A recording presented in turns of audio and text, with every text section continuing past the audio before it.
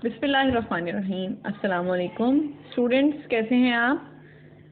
अब हम पढ़ने लगे हैं साइंस, आपके कोर्स में सबसे मुश्किल समझे जाने वाला सब्जेक्ट। लेकिन जिस तरह से हम पढ़ेंगे उस तरह से आपको मुश्किल नहीं लगेगा, बल्कि आपको मज़े का लगेगा और इसमें आपका इंटरेस्ट डेवलप होगा। लेकिन उसके लिए ये बात ज़रूरी है कि आप जो है पूरी तवज्जो से, पूरे ध्यान से इस सब्जेक्ट को समझें और पढ़ें।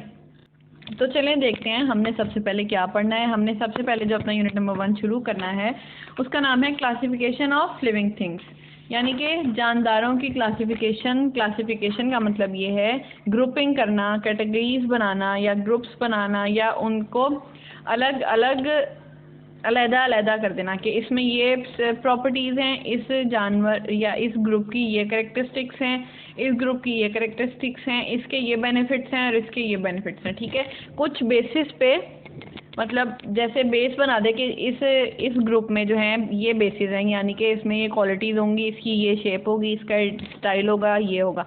इस तरह से कुछ बेसिस बना के ग्रुपिंग कर देते हैं और इसको क्या कहते हैं, क्लासिफिकेशन। अब लिविंग थिंग्स मतलब हम लोग पढ़ने लगे हैं लिविंग थिंग्स की क्लासिफिकेशन, जिसमें सिर्फ जानदारों की पढ़ेंगे। जानदारों में भी बहुत सारी चीज़ें हैं, सिर्फ ये नहीं कि आपने living thing non living thing समझ लिया और बस। अल्लाह ताला ने इतनी डाइवर्सिटी रखी है इस कायनात में, इस दुनिया में, इस यूनिवर्स में कि हम जिस चीज़ को जितना गहराई से पढ़ेंगे हमें और चीज़ें उसमें से नज़र आएंगी, उसकी मुख्तलिफ कैटेगरीज नज़र आएंगी, उसके और ग्रुप्स नज़र आएंगे, उसकी जो है हमें स्पेसिफिकेशंस, कैरेक्टरिस्टिक्स और ज़्यादा पता चलेंगी और उसकी तरह के ऑर्गेनिजम्स हमें और नज़र आते रहेंगे। अभी भी ये जो हम क्लासिफिकेशंस पढ़ रहे हैं ये 100% जो है वो ठीक नहीं है, 100% प्रिसाइज और एक्यूरेट नहीं है। इसमें दिन ब दिन जैसे जैसे टाइम गुजरता है और नई चीज़ें दरियाफ्त हो जाती हैं और नई चीज़ें इन्वेंट होती हैं, डिस्कवर हो जाती हैं कि हम अभी भी पूरी दुनिया को पूरी तरह से नहीं पढ़ सके, सिर्फ इस दुनिया को ही पूरी तरह से नहीं जान सके। अब हम देखते हैं कि क्लासिफिकेशन है क्या। Categorisation is called classification. Categorisation जो है वो क्लासिफिकेशन कहलाती है। कैटेगराइजेशन का मतलब ग्रुप्स बनाना, ग्रुपिंग कर देना या उनको सेपरेट कर देना कि इसमें कुछ बेसिस पे चीज़ों को सेपरेट कर देना। Classification is a method used by scientist to order organisms into different groups. Classification एक तरीका है जो कि साइंटिस्ट इस्तेमाल करते हैं जानदार चीज़ों को और ऑर्गेनिजम्स को मुख्तलिफ ग्रुप्स में तरतीब देने के लिए। ठीक है, जब साइंटिस्ट या कोई भी बंदा ग्रुपिंग करता है ना किसी चीज़ की, तो उसमें बेस ये होती है कि वो उसमें बेस ये बनाता है कि इस चीज़ की ये खूबियाँ हैं, ये खामियां हैं। जिस चीज़ में ये खूबियां होंगी वो ग्रुप ए, मिसाल के तौर पे जिस चीज़ में ये खूबियां होंगी वो ग्रुप ए में डाल देंगे, जिस चीज़ में ये खूबियां होंगी वो ग्रुप बी में डाल देंगे, जिस चीज़ में ये खूबियां होंगी वो ग्रुप सी में डाल देंगे। ठीक है, जो हम इतनी चीज़ें देखते हैं ना, इसमें बहुत कम ऐसी चीज़ें होती है जिनकी खूबियाँ 100% सेम हो। बाकी किसी ना किसी में कुछ ना कुछ डिफरेंस होता ही होता है, जिसकी बुनियाद पे वो ऑर्गेनिज्म या वो चीज़ अलग होती है। ठीक है, जब हम ग्रुपिंग करने लगते हैं ना तो उसमें ये डाल देते हैं कि इन खूबियों वाली इधर आएंगी, इन खूबियों वाली इधर। उन खूबियों में उनका स्टाइल हो सकता है, उनका डिज़ाइन या उनकी शेप, कलर और उनकी जो क्वालिटीज़ है ना, मतलब ये खाता है, ये खाता है। जैसे हमने पिछली क्लास में पढ़ा है कार्निवोर्स, ओमनिवोर्स, ये भी क्लासिफिकेशन हुई है। ठीक है, और हमने पहले क्या पढ़ा था, फ्लावरिंग और नॉन फ्लावरिंग्स, ये भी हमने पढ़ा था। और क्या पढ़ा था, और भी हमने बहुत सी ऐसी चीज़ें पढ़ी हैं जिसमें हमने क्लासिफिकेशन पढ़ी हो। अगर आप सोचेंगे और आप ढूंढेंगे तो आपको ज़्यादा अच्छी तरह समझ आएगी कि क्लासिफिकेशन क्या है। और आप उनकी अगर बेसिस देखेंगे ना कि अगर नॉन फ्लावरिंग और फ्लावरिंग जो है ये क्लासीफाई हुए हैं, ग्रुप्ड हुए हैं, तो इसमें बेस क्या है, उनके फूल, किसी में फूल हैं किसी में नहीं है, इन बेसिस पे वो ग्रुप हुए हैं। और अभी जो हम चीज़ें पढ़ेंगे उसमें भी आपको ये बेसिस कहीं ना कहीं मिलेंगी। अच्छा जी, अब अगर हम थोड़ा सा मैं आपको बताऊं क्लासिफिकेशन की हिस्ट्री के बारे में, तो क्लासिफिकेशन की हिस्ट्री जो है ना वो पुरानी है और इसमें बहुत से साइंटिस्ट ने अपना काम किया है। ठीक है, अब इसमें जो हमने पढ़ना है वो है 5 किंगडम क्लासिफिकेशन सिस्टम। ठीक है, इस 5 किंगडम क्लासिफिकेशन के अलावा 2-3 सिस्टम्स और है, जिसमें से एक 2 किंगडम क्लासिफिकेशन भी है और जिसमें से एक 3 किंगडम क्लासिफिकेशन सिस्टम भी है। ठीक है, ये सिस्टम अब इतने ज़्यादा काम यूज़ नहीं होते, क्योंकि जब ये सिस्टम्स बने थे 2 किंगडम और 3 किंगडम क्लासिफिकेशन सिस्टम जब बने थे, तो उसके बाद और बहुत सी चीज़ें डिस्कवर हुई थी और उनको भी ग्रुप करने के लिए और क्लासिफिकेशन और ग्रुप्स जो है वो क्लासिफिकेशन सिस्टम में ऐड कर दिए गए थे। ठीक है, अब हमने पढ़ना है 5 किंगडम क्लासिफिकेशन सिस्टम। अब जरा देखते हैं 5 किंगडम्स कौन कौन सी हैं। जो 5 किंगडम क्लासिफिकेशन है, इसमें 5 किंगडम्स इन्वॉल्व हैं। 5 किंगडम्स में पहली है मोनेरा, दूसरी है प्रोटिस्टा, तीसरी है फंगाई, चौथी है एनिमलिया और 5वीं है प्लांटी। ठीक है, अब ये हैं इनके नाम। अच्छा, अब ये सिस्टम पढ़ना या क्लासिफिकेशन पढ़ना हमारे लिए ज़रूरी क्यों है, या क्लासिफिकेशन वैसे ही क्लासिफिकेशन करना ही ज़रूरी क्यों है? Because it is essential for making their study easier. क्योंकि जब हमने जानवरों को पढ़ना होता है, लिविंग थिंग्स को पढ़ना होता है, तो ये हमारे लिए इसीलिए ज़रूरी है कि हमारी स्टडी को, हमारी रिसर्च को या हमारे काम को आसान बना देती है। जब हमने देखना होता है ना कि ये जानवर, इसकी क्या खूबियाँ हैं, या ये जानवर किस तरह से अलग है बाकी जानवरों से, तो हमारे पास ये जो बेसेस होती हैं ना क्लासिफिकेशन की, ये हमारी मदद करती हैं। जब हम देखते हैं ना कि अच्छा प्लांटी ग्रुप में है, तो इसकी क्या खसूसियात होंगी कि इसमें क्लोरोफिल होगा, ये फोटोसिंथेसिस करता होगा, और इसमें लीव्स होंगे, स्टेम होगी, और इसमें 2 और आगे शाखें होंगी जिसमें फ्लावरिंग और नॉन फ्लावरिंग होगी। अच्छा जी, ये तो अच्छा जी। अब मैंने मोनेरा पढ़ना है, तो इसमें क्या होगा कि ये यूनिसेलुलर होंगे और इसमें बैक्टीरिया ज़्यादातर होंगे। इसमें से कुछ हमारे लिए फ़ायदेमंद होंगे, कुछ हमारे लिए नुकसानदेह होंगे। तो इसलिए ज़रूरी होता है कि हमें जब कुछ पढ़ना होता है या किसी चीज़ों को देखना, उनकी खूबियाँ और ख़ामियाँ देखनी होती हैं, तो हमारे लिए ये ग्रुप्स हेल्प करते हैं हमारी। अच्छा जी, सबसे पहली है किंगडम मोनेरा। ठीक है, इसमें हम इसकी कैरेक्टरिस्टिक्स पढ़ते हैं। कंसिस्ट ऑफ बैक्टीरिया, ये जो है बैक्टीरिया पे मुश्तमिल होती है, यानी कि किंगडम मोनेरा में सारे के सारे बैक्टीरियाज पर स्टडी की जाती है। मतलब इसमें होते ही बैक्टीरिया हैं, बाकी चीज़ें इससे अलग हैं। बैक्टीरिया क्या है? माइक्रो ऑर्गेनिजम्स है। माइक्रो ऑर्गेनिजम्स क्यों हैं? क्योंकि ये हैं यूनिसेलुलर ऑर्गेनिजम्स। यूनिसेलुलर का मतलब है कि एक सेल से बने हुए, यूनी एक। ठीक है, यूनिसेलुलर ऑर्गेनिजम्स हैं, और ये माइक्रो ऑर्गेनिजम्स हैं क्योंकि ये हमें नेकेड आई से, हमारी आम इंसानी आँख से, बगैर किसी आले के, बगैर किसी औजार के नज़र नहीं आते। Some make their own food, इसमें से इन बैक्टीरियाज में से जो कुछ होते हैं वो अपना खाना खुद बनाते हैं। ठीक है, और कुछ जो होते हैं, some depends upon others and lives on the body of other और डेड ऑर्गेनिजम्स।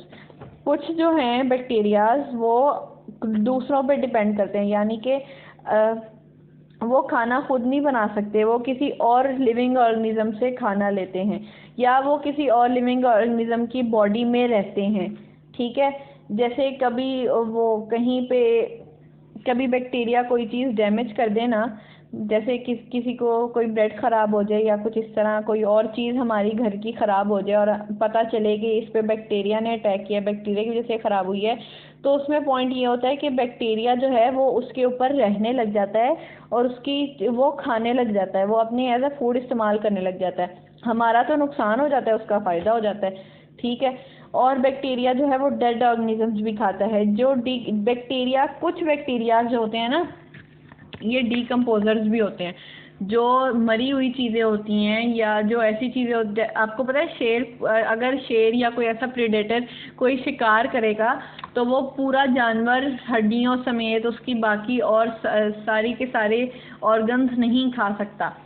अल्लाह ताला ने मुख्तलिफ जानवरों की जो है ना वो खुराक एक ही जानवर से बनाई होती है। जैसे शेर है, शेर जो अल्लाह ताला ने मुख्तलिफ जानवरों की खुराक एक जानवर में से इस तरह बनाई है कि शेर जो है वो उसका शिकार करेगा, उसको किल करेगा, मारेगा, और उसमें से उसके गोश्त का हिस्सा ये शेर खा लेगा, या जो भी उसके इधर उधर सारी जगह से होगा ना गोश्त, वो खा लेगा। ठीक है, अब क्या रह गया? हड्डियाँ भी हैं इसमें। हड्डियाँ जो हैं वो लग्गड़ बग्गे, जिसको हाइनास कहते हैं, वो और इस तरह के जानवर हड्डियाँ खा लेंगे। अब जानवर की आंतड़ियाँ वगैरह और इस तरह की चीज़ें रह गई, वो गिद्ध और इस तरह के जानवर, गिद्ध और उसकी तरह के मुर्दार खाने वाले जानवर वो खा लेंगे। ठीक है, अब उसके बाद जो थोड़ा बहुत कुछ ना कुछ फिर भी रह जाता है, 100% डिकम्पोज फिर भी नहीं होता। फिर आती है डिकम्पोजर्स की बारी। डिकम्पोजर्स क्या करते हैं, वो जो भी कुछ ना कुछ रह जाता है ना उसकी बाकियात, उसमें से उसके एक एक हिस्से को डिकम्पोज करना शुरू कर देते हैं। उसको ना बिल्कुल सिंपल न्यूट्रिएंट यानी कि प्रोटीन्स में जो उसकी हड्डियां होंगी उसको कैल्शियम में बदल देंगे, जो उसका गोश्त जो थोड़ा बहुत हल्का फुल्का रह जाएगा उसको प्रोटीन्स में बदल देंगे, जो उसकी खाल होगी उसको भी न्यूट्रिएंट्स में, मतलब जो उसका बेसिक न्यूट्रिएंट होगा उसमें बदल देंगे।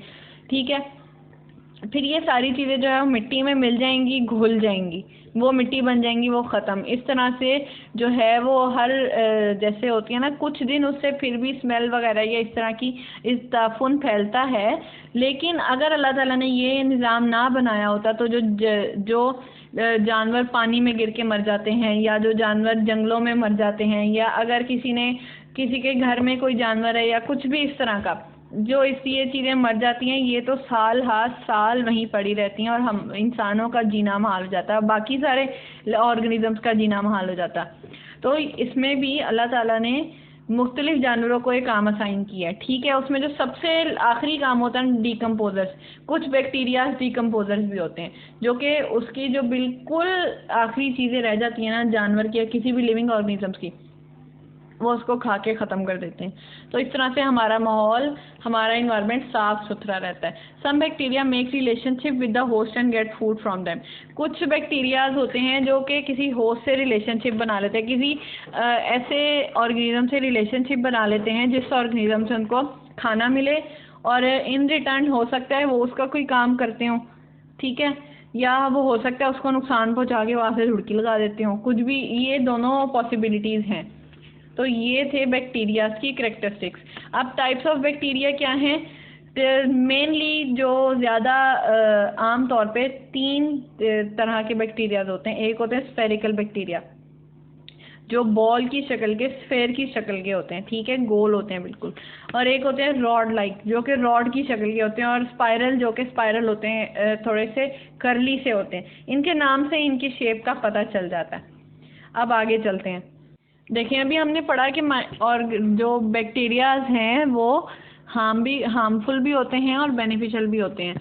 मैंने उससे पहले आपको वीडियो के शुरू में बताया था कि हर चीज़ जो इंसानों के लिए हार्मफुल है वो ज़रूरी नहीं है कि वो बेमकसद है या वो बेफ़ायदा है।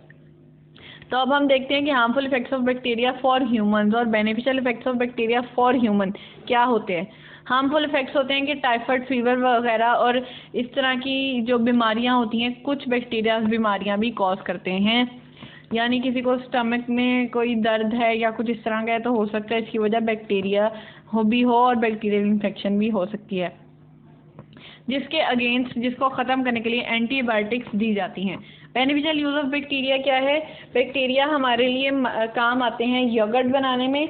जो घर में हम दही बनाते हैं उसको जमाने के लिए बैक्टीरिया उसके अंदर प्रोड्यूस होते हैं ख़ास एनवायरनमेंट में, और फिर वो दही बनता है और चीज़ भी इसी तरह से बनता है।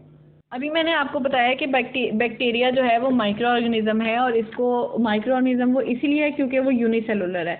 तो माइक्रो ऑर्गेनिजम्स तो हम ऐसे देख ही नहीं सकते, तो साइंटिस्ट ने इतने छोटे से यूनिसेलुलर ऑर्गेनिज्म के ऊपर रिसर्च कैसे की, उन्होंने कैसे देखा है, तो वो भी इंसान, तो उन्होंने एक डिवाइस के ज़रिए देखा। उस डिवाइस को कहते हैं माइक्रोस्कोप, ठीक है। इस माइक्रोस्कोप की हिस्ट्री जो है वो बहुत पुरानी है, 16th सेंचुरी की है। अब हम देखते हैं 1590 में ज़कैरियस जैनसन, ये डच ज़बान का लफ्ज़ है, ये ज़कैरियस जैनसन और उनके बेटे हिज सन, और उसके बेटे ने इन दोनों का ताल्लुक किधर से है? हॉलैंड से। 2 डच आई ग्लास मेकर, 2 डच आई ग्लास मेकर यानी कि जो ऐनक का शीशा होता है उसको बनाने वालों ने एक एक्सपेरिमेंट किया, एक ट्यूब ली और लेंसेज उसके साथ फिट किए, कुछ ऐसी ख़ास सेटिंग में फिट किए कि उससे जब देखते थे तो चीज़ें जो है वो ग्रेटली इनलार्ज नज़र आती थी, अपने आम साइज से बहुत बड़ी नज़र आती थी। उनको ये जब चीज़ें बड़ी नज़र आईं तो इससे क्या वजूद में आया? इससे माइक्रोस्कोप वजूद में आया। माइक्रोस्कोप क्या करता है हमारे लिए चीज़ों को इनलार्ज करता है, उसके असल साइज से हमें बहुत बड़ा दिखाता है। और जब तक ये लेंसेज और ट्यूब वाला माइक्रोस्कोप नहीं बना था तब तो उससे पहले जब माइक्रोस्कोप नहीं था ना, तो लोग पानी के जार्स में पानी को ना किसी भी डब्बे में या शीशे के इस तरह की चीज़ में डाल के उससे इनलार्ज करके देखते थे। वैसे भी हम आमतौर पे भी पानी में कोई चीज़ डालें हैं, पानी के पीछे कोई चीज़ रखें तो हमें वो नॉर्मल साइज से थोड़ी सी बड़ी ही नज़र आती है। उसके बाद हमारे पास आ गया ये 1590 में, 1590 या 1595, ये दोनों डेट्स हमें मुख्तलिफ जगहों पे मिलती हैं। हमारे लिए ज़रूरी ये है कि 1500s में ये बना था, यानी कि 16th सेंचुरी में बना था। ठीक है, इसको कहते हैं the first compound microscope. Now we are using this microscope. अब जो हमारे पास माइक्रोस्कोप है, जो नॉर्मली बहुत कॉमन कुछ स्कूल्स में भी है और लेबॉर्ट्रीज जो बहुत छोटे लेवल पे है ना, जिन्होंने बहुत हल्का फुल्का सा कुछ भी बड़ा देखना, क्योंकि जब हायर लेबॉर्ट्रीज में हायर साइंटिफिक रिसर्च होती हैं तो उसमें और भी बहुत सी बारीकियां देखनी होती हैं, उसमें और किस्म के भी माइक्रोस्कोप होते हैं। लेकिन कॉमनली यूज है ये जो हमारे सामने है, इसको कहते हैं लाइट माइक्रोस्कोप। इसको ऑप्टिकल माइक्रोस्कोप भी कहते हैं और लाइट माइक्रोस्कोप भी कहते हैं। अच्छा जी, नेक्स्ट है हमारे पास किंगडम प्रोटिस्टा। इसकी जो बेस्ट एग्जांपल है वो हमें मिलती है एलजी में। ठीक है, इस जो भी किंगडम प्रोटिस्टा की कैरेक्टरिस्टिक्स हैं, इसकी खुसूसियात हैं, वो सारी जो है एलजी के अंदर हैं। Can be unicellular, multi cellular और कॉलोनियल। ये यूनिसेलुलर भी हो सकते हैं, मल्टी सेलुलर भी हो सकते हैं और कॉलोनियल भी हो सकते हैं, कॉलोनियल भी हो सकते हैं। यूनिसेलुलर का मतलब होता है एक सेल वाला। ठीक है, मल्टी सेलुलर का मतलब होता है एक सेल वाला होता है माइक्रो ऑर्गेनिज्म, जो हमें आमतौर पे ऐसे नज़र नहीं आता, नेकेड आई से नज़र नहीं आता। मल्टी सेलुलर का मतलब होता है एक नहीं बहुत ज़्यादा सेल्स वाला। हम ह्यूमन जो है मल्टी सेलुलर ऑर्गेनिजम्स हैं, एनिमल्स मल्टी सेलुलर ऑर्गेनिजम्स हैं, प्लांट्स मल्टी सेलुलर ऑर्गेनिजम्स हैं, जिसमें हज़ारों लाखों बिलियन ट्रिलियंस की तादाद में या उससे भी ज़्यादा सेल्स होते हैं।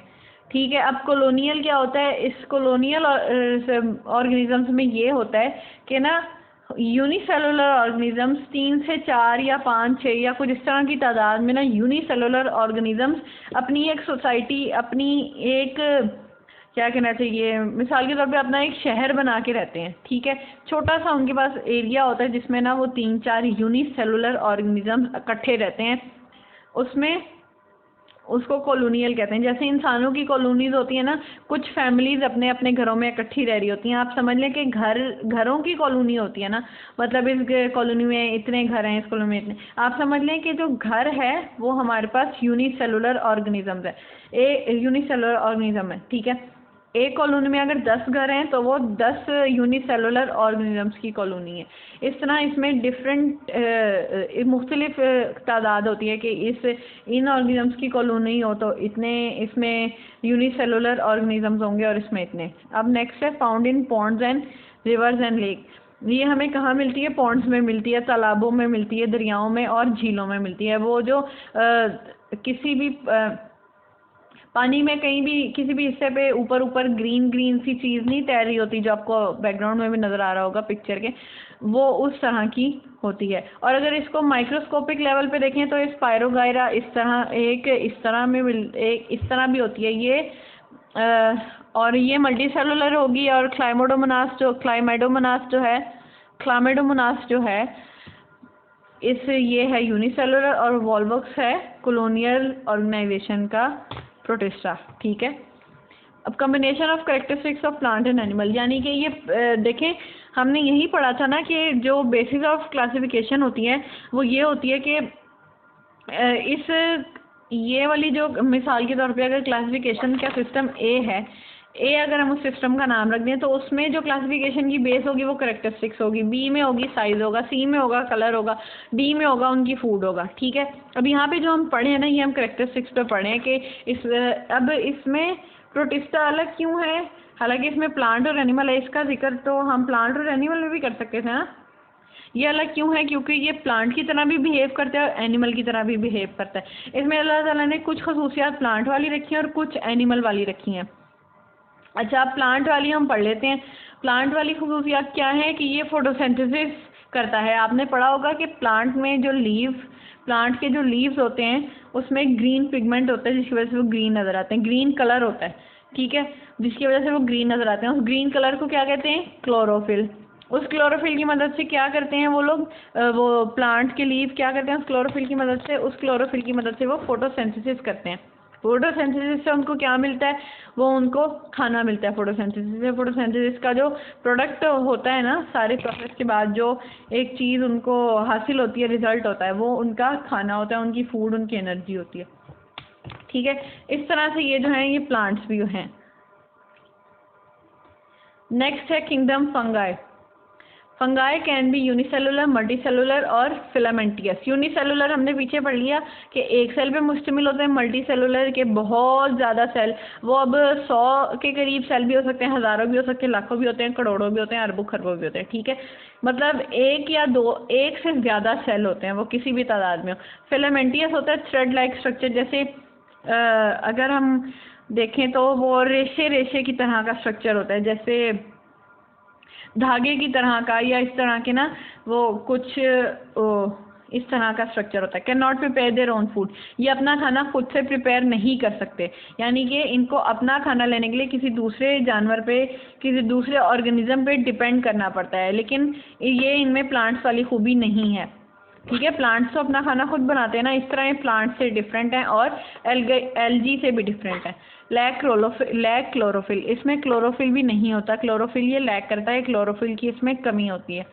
ठीक है, क्लोरोफिल की मदद से ही तो होता है फोटोसिंथेसिस, तो जब क्लोरोफिल ही नहीं होगा, फोटोसिंथेसिस ही नहीं होगा, ना एनिमल प्लांट्स वाली खूबी भी नहीं इनमें रहेगी, और ये लोग अपना खाना भी नहीं खुद बना सकेंगे। Grow in damp and moist places, ये बंद सी जगहों पे या अंधेरी जगहों पे या कुछ दबी सी जगहों पे और नमी वाली जगहों पे उगती है या ग्रो होती है। Get their food from dead material, dead matter यानी कि मुर्दा चीज़ों से अपना खाना, यानी कि ये भी इसकी कुछ एग्जाम भी डीकम्पोजर्स हैं, जो कि डेड मैटर को डिकम्पोज करते हैं। Cause disease in living organisms, इसकी वजह से ये इंसानों के लिए अक्सर फ़ायदेमंद नहीं होती, इसकी वजह से डिजीज़ भी, इंसानों को बीमारियां भी लगती हैं। नेक्स्ट है किंगडम एनिमलिया, जानवर। एनिमलिया से हमें क्या समझ में आ रही है, एनिमल्स वाला। ठीक है, ये लैंग्वेज डिफरेंस की वजह से एनिमलिया है, या समझ लें आप ये इसका साइंटिफिक नेम है। ठीक है, all group participants are multicellular, इसमें जितने भी ग्रुप पार्टिसिपेंट, मतलब इस किंगडम के जितने भी पार्टिसिपेंट्स हैं, जितने भी इसमें हिस्सा लेने वाले हैं, वो सारे हैं मल्टी सेलुलर। ठीक है, इसमें कॉलोनियल यूनिसेलुलर वाला नहीं है, सारे ही मल्टी सेलुलर है। Can not prepare their own food, हमें तो पता है कि जानवर जो हैं वो अपना खाना खुद नहीं बना सकते। Depend on plants and other animal, जब अपना खाना खुद नहीं बनाएंगे तो दूसरे जानवरों और प्लांट से अपना खाना हासिल करेंगे। अब इसमें जो हैं, इसमें भी इन एनिमलिया में भी आगे फर्दर की टाइप्स होती हैं जो कि वो खाना खुद हासिल करती हैं। जैसे मैंने आपको बताया, कुछ जानवर का शिकार करके उसका गोश्त खाते हैं, कुछ मुर्दा जानवर की हड्डियां खाते हैं, कुछ मुर्दा जानवर की वो जो बाकी इलाइचियाँ वगैरह होती हैं वो खाते हैं, और इस तरह से एंड में डिकम्पोजर्स आते हैं, जो हमने 2 ग्रुप्स पढ़ लिए। Largest kingdom in this system, ये 5 किंगडम सिस्टम की सबसे बड़ी किंगडम है। ठीक है, इसमें सबसे ज़्यादा ऑर्गेनिजम्स आते हैं। हैज़ 2 फर्दर डिवीजन्स, आपको पता है इसकी ना आगे भी 2 और ब्रांचेज हैं, वर्टिब्रेट्स और इनवर्टिब्रेट्स। आपको पता है हम भी इसी किंगडम में ह्यूमंस भी लाया करते हैं। अच्छा जी, अब हमने पढ़ी किंगडम एनिमलिया की टाइप ए, वर्टिब्रेट्स। वर्टिब्रेट्स क्या होते हैं, हैव अ वर्टिब्रल कॉलम और backbone in the skeleton. Vertebral column और बैकबोन जो है ये तकरीबन हम मानी अल्फाज है, इनका मतलब एक ही है। ठीक है, अब बैकबोन की आपको इन पिक्चर्स में भी नज़र आ रही होगी, मुख्तलिफ जानवरों में एक बैकबोन है ही है। इन सब में कॉमन बात क्या है कि ये बैकबोन है। अब इसमें और भी मुख्तलिफ टाइप्स हैं कि ये ओमनीवोर्स भी दिखाए हुए हैं, रेप्टाइल्स भी दिखाए हुए हैं, और फिश जो कि मेराइन हैबिटेट के हैं क्रिएचर, वो भी दिखाई हुई है।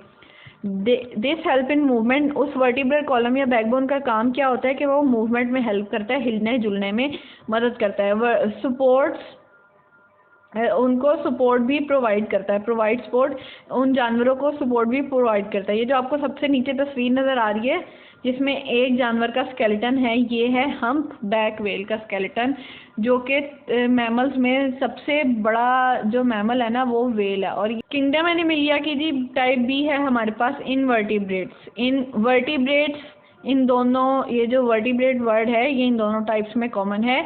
इनका डिफरेंस है, इनसे क्या मतलब, don't have a vertebral column, ठीक है। इनका डिफरेंस सिर्फ इसलिए है कि इसके पास वर्टिब्रल कॉलम नहीं होता। अब इस तरह याद रख लें कि जो वर्टिब्रेट्स हैं उनका वर्टिब्रल कॉलम यस, और जो इनवर्टिब्रेट हैं उनका वर्टिब्रल कॉलम नहीं होता। Covers 97% of all animal species. ये जो हैं जितने भी दुनिया में जानवर अभी तक डिस्कवर हुए हैं उसमें से 97% जानवर जो हैं वो इनवर्टिब्रेट्स होते हैं, यानी कि उनका वर्टिब्रल कॉलम नहीं होता। उनमें इंसानों जैसा, वर्टिब्रेट्स जैसा हड्डियों वाला स्केलेटन नहीं होता। इंस्टेड ऑफ बैकबोन अल्लाह ताला ने उनको एक और सिस्टम दिया है, ठीक है। स्केलेटन का तो हम नहीं कह सकते, उनके पास हमें जो अभी हमें जहाँ तक पढ़ना है ना, उनका जो स्केलेटन है उसमें ये नहीं होता, वर्टिब्रल कॉलम नहीं होता। दे हैव एक्सोस्केलेटन, उनके पास एक्सोस्केलेटन होता है। एक्सो बाहर, एग्जिट एक लफ्ज़ होता है ना जिसका मतलब होता है निकलना या निकलने की जगह कुछ इस तरह, तो एक्सो बाहर, एक्सोस्केलेटन बाहर वाला स्केलेटन। अब ये क्या मतलब, it is outside of their body and it is made up of chitin.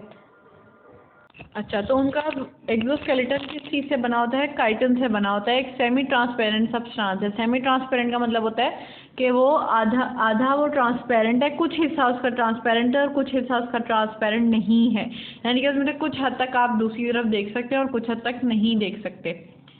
ये थी जी इनवर्टिब्रेट्स। अब आप इसमें एनिमल्स देख रहे हैं, इसमें एक स्पाइडर है, स्नेल है, और वर्म्स हैं, क्रैब है और जेलीफिश, ऑक्टोपस इस तरह की हैं, ठीक है। ये होते हैं इनवर्टिब्रेट्स। फिफ्थ किंगडम है जी हमारे पास किंगडम प्लांटी, ठीक है। कंसिस्ट ऑफ प्लांट, इसमें सिर्फ प्लांट्स होते हैं। मल्टी सेलुलर ऑर्गेनिजम्स होते हैं। प्लांट्स जो हैं वो सारे प्लांट्स और एनिमल्स सारे के सारे मल्टी सेलुलर ऑर्गेनिजम्स हैं, ठीक है। अब ज़रा थोड़ा सा रिवाइज करें। हमने जो सबसे पहला पढ़ा था किंगडम, कौन सा पढ़ा था, किंगडम मोनेरा जो हमने पढ़ा था उसमें थे सारे यूनिसेलुलर, और जो हमने किंगडम प्रोटिस्टा पढ़ा था उसमें यूनिसेलुलर, मल्टीसेलुलर और कॉलोनियल, तीनों में से कोई एक भी हो सकता है। और जो हमने किंगडम फंगाई पढ़ा था उसमें से भी इन तीनों में से कोई भी एक हो सकता है। लेकिन किंगडम एनिमेलिया और किंगडम प्लांटे जो है ये सिर्फ मल्टीसेलुलर ऑर्गेनिजम्स पे मुश्तमिल होता है। प्लांट्स को, किंगडम प्लांटी के मल्टी सेलुलर ऑर्गेनिजम्स को ऑटोट्रॉफ्स भी कहते हैं, क्योंकि अपना खाना खुद बना लेते हैं। ऑटोट्रॉफ्स उन जानवरों को कहते हैं जिनके अंदर अल्लाह ताला ने अपना खाना खुद बनाने की सलाहियत रखी हो। ये होते प्लांट्स होते हैं ऑटोट्रॉफ्स, और जो अपना खाना खुद नहीं बना सकते वो होते हैं हेटेरोट्रॉफ्स, ठीक है। अब क्या है आगे, they have two further groups. Plants के दो ग्रुप्स आगे होते हैं, जैसे कि हमने वर्टिब्रेट और इनवर्टिब्रेट जो है एनिमेलिया के ग्रुप्स पढ़े थे, इस तरह प्लांटी के ग्रुप्स जो हैं वो होते हैं, एक तो होता है फ्लावरिंग प्लांट्स और दूसरा होता है नॉन फ्लावरिंग प्लांट्स। ये हम छोटी क्लासेस में ही पढ़ चुके हैं। इसमें है कि have flowers in their stem, इनकी जो स्टेम है उसमें फ्लावर्स होते हैं, और प्रोड्यूस सीड्स, इनके फ्लावर जो हैं इनमें से अक्सर के फ्लावर जो हैं वो सीड प्रोड्यूस करते हैं, उनके अंदर उनके सीड छुपे हुए होते हैं। Seeds are enclose in flower for or fruit. जो सीड होते हैं अगर तो वो फ्रूट बेरिंग प्लांट है तो उसके फ्रूट में इनक्लोज होंगे, और अगर वो सिर्फ फ्लावरिंग प्लांट है तो उसके फ्लावर्स में इनक्लोज होंगे उनके सीड्स। अब है हमारे पास भी टाइप 5 का फर्दर डिवीजन बी, जो है नॉन फ्लावरिंग प्लांट। इनके फ्लावर्स नहीं होते, ऑब्वियसली इनके नाम से हमें पता चल रहा है। Seeds are not enclose in flowers or fruit, जब फ्लावर्स होंगे ही नहीं तो फ्रूट्स नहीं होंगे, और जब फ्लावर और फ्रूट नहीं होंगे तो इनके सीड जो है उन दोनों में होंगे ही नहीं, ठीक है। हैव नीडल शेप्ड लीव्स, इनके जो लीव्स होते हैं नीडल शेप्ड, वो बारीक होते हैं, सुई की शक्ल के होते हैं, यानी कि ऊपर नीचे हर तरफ से बारीक होते हैं। Leaves have seed inside, leaves के अंदर जो है वो सीड होते हैं। लीव्स स्प्रेड बाय विंड और वाटर कॉजेज रिप्रोडक्शन, इनके जब इनमें सीड्स जो हैं वो लीव के अंदर होते हैं तो जो हवा के चलने से या बारिश के पानी से या और किसी किस्म के पानी से इनके जो लीव्स हैं वो स्प्रेड हो जाते हैं, फैल जाते हैं इधर उधर मुख्तलिफ जगहों पे, या उसके साथ ही गिर जाएं या दूर चले जाएं। ये उनके कैरियर पे डिपेंड करता है। इस स्प्रेड होने की वजह से इनकी रिप्रोडक्शन होती है, यानी कि नए पौधे उगते हैं। Most of them reproduce by releasing number of tiny spores. इसमें से अक्सर जो है ना, एक तो जो रिप्रोडक्शन है या जो न्यू लाइफ साइकिल का स्टार्ट है वो स्पोर्ट्स की वजह से भी होता है ना, तो इसमें से अक्सर जो है वो टाइनी स्पोर्ट्स, छोटे छोटे स्पोर्ट्स, छोटे छोटे ना दाने, बहुत छोटे से दाने होते हैं जो हम नेकेड आई से देख सकते हैं, वो इस किस्म के छोटे दाने होते हैं, वो ये लोग प्रोड्यूस करते हैं और वो हवा के ज़रिए या पानी के ज़रिए फैल जाते हैं और फिर इनका नया लाइफ साइकिल शुरू होता है। अच्छा जी, ये था हमारा चैप्टर जिसमें हमने पढ़ा कि क्लासिफिकेशन क्या होता है। क्लासिफिकेशन होता है ग्रुपिंग ऑफ एनिमल्स या ग्रुपिंग ऑफ लिविंग थिंग्स या ग्रुपिंग ऑफ थिंग्स, ठीक है। और फिर हमने उसके बाद पढ़ा कि क्लासिफिकेशन में इम्पोर्टेंस क्या है उसकी, हम उसको क्यों पढ़ते हैं और हमने कौन सा क्लासिफिकेशन का सिस्टम पढ़ना है। फिर उसके बाद हमने पढ़ा कि क्लासिफिकेशन के 5 किंगडम्स कौन कौन से हैं, मोनरा, प्रोटिस्टा, एनिमिलिया, प्लांटाई और एक और कौन सा है, फंगाई, ठीक है। ये हो गए 5 उसके ये। फिर हमने उन 5 की स्पेसिफिकेशन या करेक्टरिस्टिक्स पढ़ी। उन करेक्टरिस्टिक्स के बाद हमने एनिमिलिया और प्लांटाई के 2 फर्दर डिवीजन्स पढ़ी और इस तरह हमारा हो गया चैप्टर कंप्लीट, ठीक है। अब इसमें आपने करना ये है कि आपने इसको बुक खोल के अच्छी तरह रीडिंग करनी है। कोई बात समझ नहीं आती तो आप उसको पूछ लें। फिर जो इसमें डिफ़िकल्ट वर्ड्स होंगे आप खुद से उसको, हर बच्चा अपने मुताबिक अपनी वोकैबुलरी गेन करने के लिए और अपनी नॉलेज के लिए उसको अंडरलाइन करेगा, अपने फ़ायदे के लिए अंडरलाइन करेगा और उसकी प्रैक्टिस करेगा, उनके मीनिंग्स याद करेगा, ठीक है। पेज नंबर 8 से 9 पे जो एक्सरसाइज है, आप लोग अब बुक खोल के देखेंगे तो आप लोगों को ये समझ आएगा कि कंप्लीट द, पेज नंबर 8 पे है complete the following classification tree.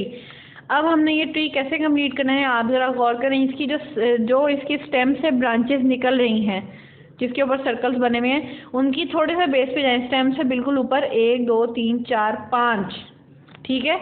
हमें सबसे पहले जो है वो 5 डिवीजन्स दी गई हैं, ठीक है। अब जो सबसे लेफ्ट साइड पे है, उस लेफ्ट साइड पे जो स्टेम ब्रांच है उसमें सबसे पहले आप लिखेंगे कि ये जिसमें सब डिवीजन बनाई हुई है उसमें प्लांटी और एनिमिलिया लिख दें, और बाकी जो बीच वाली 3 है उसमें फंगाई, एल्गी और वो लिख दें। अब आपने इनमें तो डिवीजन्स लिख देनी है और ये जो बाकी 3 है इसमें आपने सबसे मेन एग्जांपल लिखनी है जिसका जिक्र आपकी बुक में किया हुआ होगा। जो दरमियान वाली 3 है ना, जिसमें आपने फंगाई, एनिमिलिया और वो लिखना है प्रोटिस्टा, इसमें आपने उनकी मेन 3 एग्जांपल्स लिखनी है। हमने फंगाई की एग्जांपल पढ़ी है बुक में, एल्गी वो प्रोटिस्टा की पढ़ी है एल्गी, और मोनरा की पढ़ी है बैक्टीरिया, ठीक है। ये 3 एग्जांपल्स लिख देंगे। फिर आप एनिमिलिया और प्लांटाई में जो है इसकी सब डिवीजन लिखेंगे। प्लांटाई में लिखेंगे कि फ्लावरिंग और नॉन फ्लावरिंग, और एनिमिलिया में लिखेंगे वर्टिब्रेट्स एंड इनवर्टिब्रेट्स। इस तरह आपका पेज नंबर 8 हो जाएगा कंप्लीट।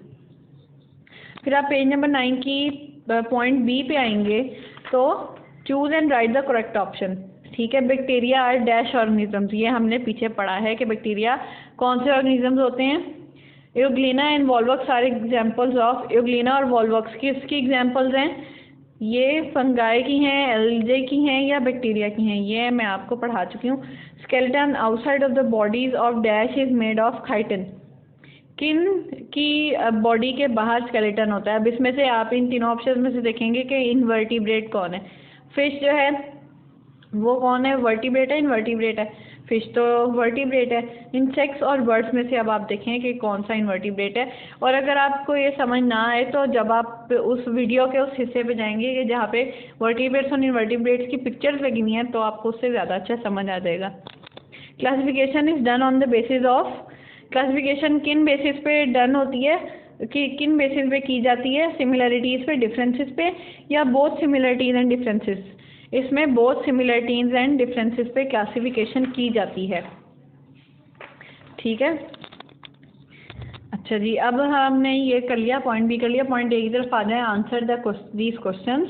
ये हमें स्लाइड पे भी नजर आ रहे हैं। Define classification in your own words, अपने अल्फाज में क्लासिफिकेशन को लिखें। अगर वो बुक से मिलते हैं या नहीं मिलते, आपके जहन में जो अल्फाज आते हैं आपने वो लिखने हैं, ठीक है। दोबारा से रिवाइज कर लेते हैं। क्लासिफिकेशन बेसिकली है क्या? ग्रुपिंग या सेपरेशन या फिर सेटिंग ऑर्डरिंग ऑफ ऑर्गेनिजम्स, ठीक है। What is the need and importance of classification, ये हमने इम्पोर्टेंस ऑफ क्लासिफिकेशन में पढ़ा है। आप उसको देखें, पढ़ें और फिर आपको जो समझ में आता है आप इसमें लिखें, क्योंकि अब आप बड़े हैं, आप लोग सीनियर्स हैं अपने जूनियर से, तो आपको खुद भी थोड़ी मेहनत करनी है ताकि आपको सेंटेंस मेकिंग आए और आपकी मिस्टेक्स जो हैं वो निकल जाएं और आपकी इंग्लिश भी अच्छी हो जाए। Prove with facts that algae have both plants and animal characteristics। algae में जो है हमने वो एनिमल प्लांट कैरेक्टरिस्टिक्स में पढ़ा है कि उसके पास क्लोरोफिल होता है और वो फोटोसिंथेसिस करके अपना खाना बनाता है, ठीक है। और उस आप जब एलजी को पढ़ेंगे तो आपको और भी बहुत ही चीज़ें पता चलेंगी, फिर आप इसका आंसर लिखने के काबिल होंगे। What are autotrophs? ऑटोट्रॉफ्स हमने पढ़े हैं जो कि अपना खाना खुद बनाते हैं, और इनके मुकाबले में क्या होते हैं, ज़रा रिवाइज करें। हेट्रोट्रॉफ्स होते हैं इनके मुकाबले में। Differentiate between unicellular and multicellular, अपने अल्फाज में आपने सादा सी ज़ुबान में लिखना है, लेकिन खुद लिखना है। यूनिसेलुलर क्या होते हैं? जो कि सिर्फ एक सेल पे, वन सेल पे उनकी पूरी लाइफ डिपेंडेंट होती है। और मल्टीसेलुलर के होते हैं, they have more than one cell in their body, okay. Flowering and non flowering plants, ये इसके नाम से जाहिर है। इसमें एक एक वो लिखें और एक डेफिनेशन लिखें और एक एक एग्जांपल लिख दें इन दोनों डिफरेंसेस में, ताकि आपको खुद भी समझने में आसानी हो। ये थी हमारे पहले यूनिट की वीडियो। इंशाल्लाह आप सबको समझ आई होगी, और अगर किसी को कोई भी बात समझ नहीं आई तो वो पूछे ज़रूर ताकि उसकी कंफ्यूजन क्लियर हो जाए। शुक्रिया, अल्लाह हाफिज़।